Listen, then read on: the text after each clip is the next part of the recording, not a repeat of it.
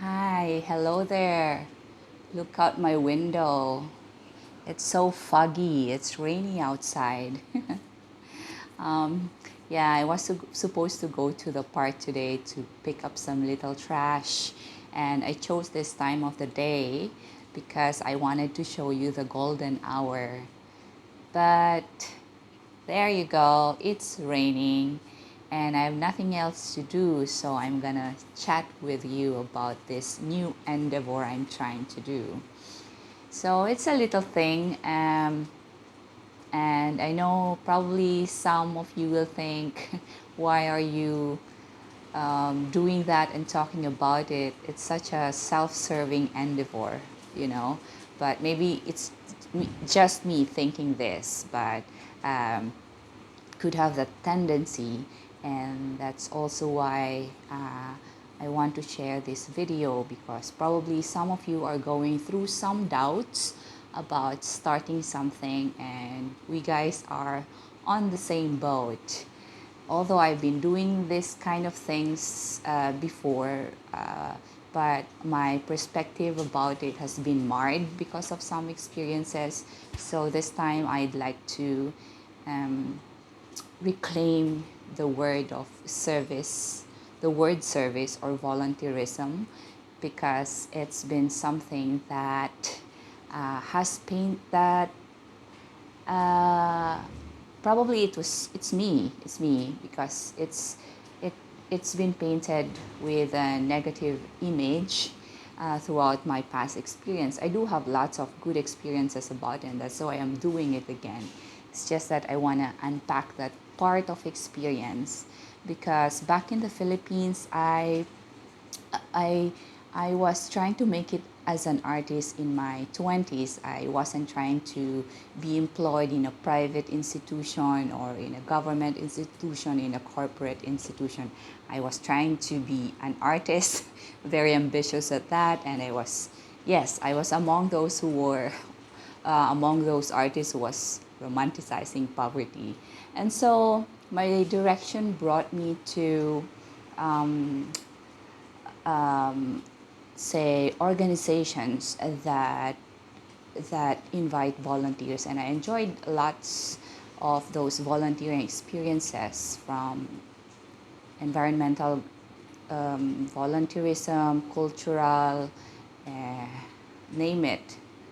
Lots of advocacy, including reproductive health advocacy.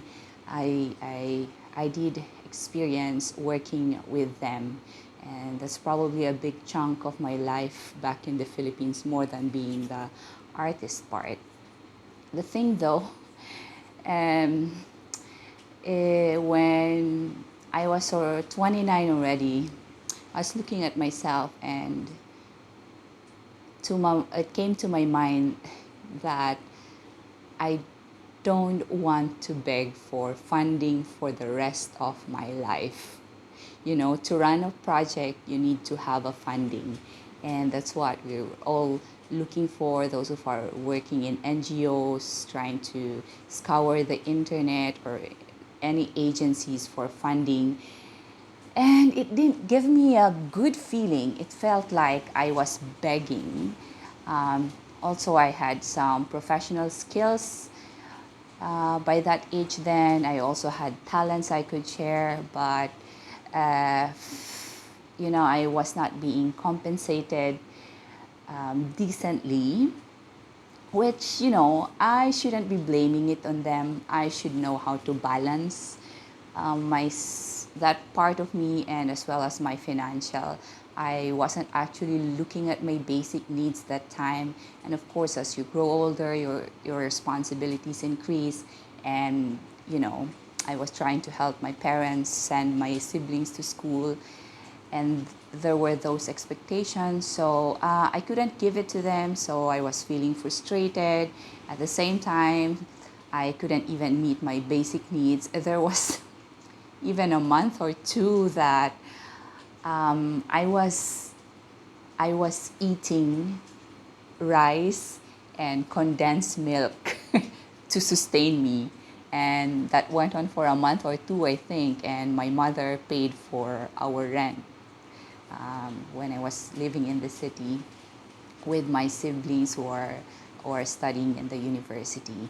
And so there was that part of me that, that's in a survival mode when it comes to the financial aspect. And at the same time, I was so hard-headed going into this organizations that are not really meant to provide me a living, just to give allowance for the service that we give for that day, or for that week or for that month, which is fair enough. But at the same time, I also see those who were in that career or in that line of work, they they would scour the internet. They would have networks to ask for funding, and I thought, I don't want to live my life like them, asking for funding when I'm in my 40s or in my 50s. It just didn't sound good to me at that time. So yeah, apart from this thing, asking for funding from corporations, I I was also trying to perform for events and things like um, fundraising and stuff like that. And either they're corporate or fundraising or government institution.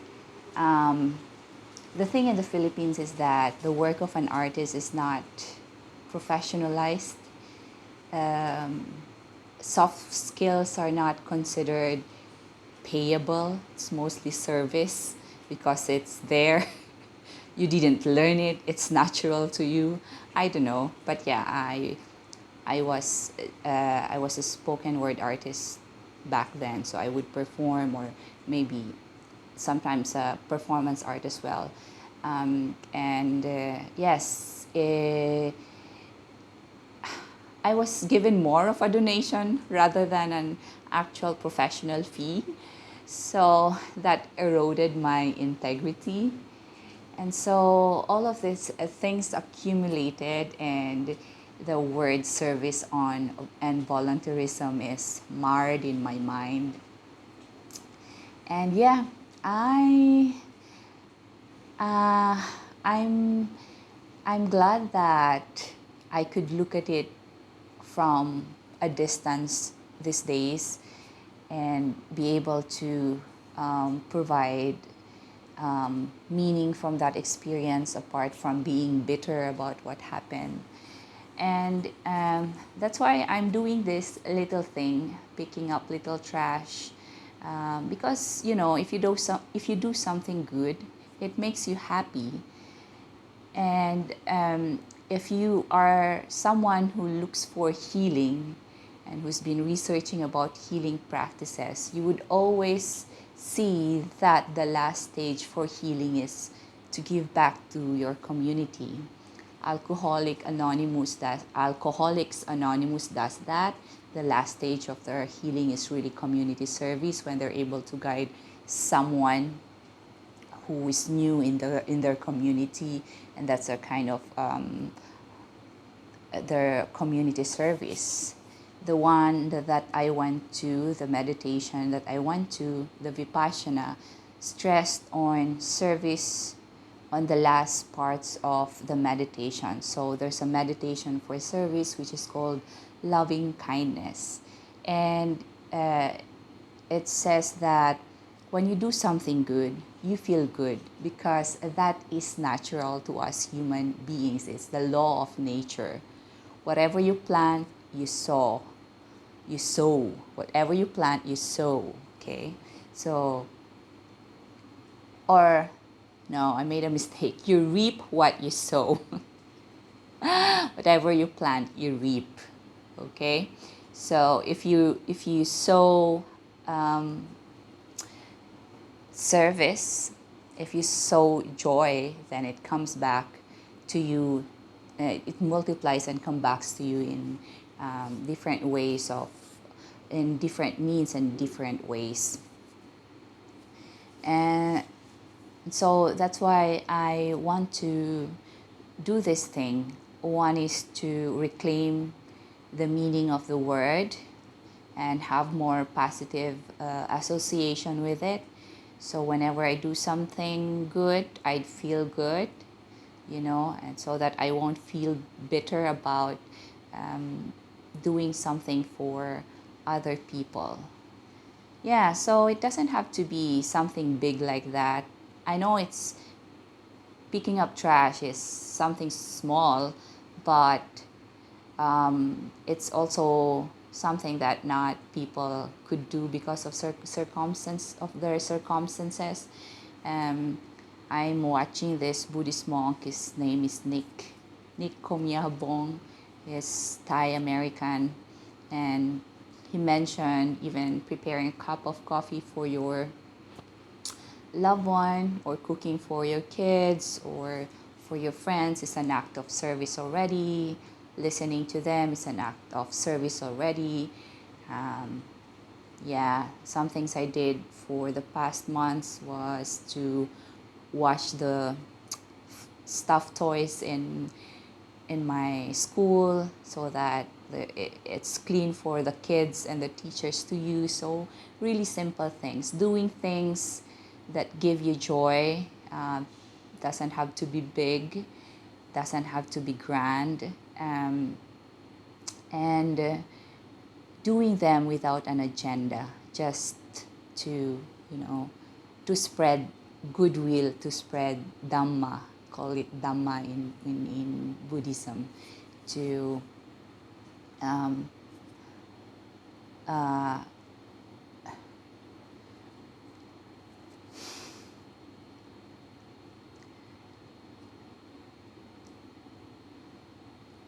yeah, so let's see how that goes tomorrow. I'm gonna go to the park early in the morning and I will update you and I will share more regarding service um, as we go through this. All right. See you later.